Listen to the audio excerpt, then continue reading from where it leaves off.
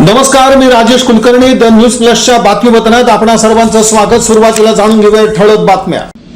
तमाम शेतकऱ्यांना देव पावला. शेतकरी कर्जमुक्ती योजना जाहीर. जमीन धारणेचा नाही निकष. 2 लाखांपर्यंत होणार कर्जमाफी. उड्डाण पुलाचा विषय लवकरच लावणार मार्गी. महापौर विनायक कोंड्याल यांनी आढावा बैठकीत दिली ग्वाही. कौटुंबिक वादातून पत्नीसाठी व्हिडिओ बनवून पतीनं केली आत्महत्या. गळफास घेऊन संपवला जीवनाचा प्रवास.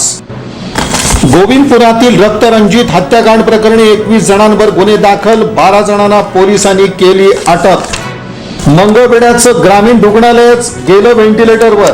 अनागोंधी कारभाराचा कहर. रुग्ण आणि नातेवाईक झाले त्रस्त.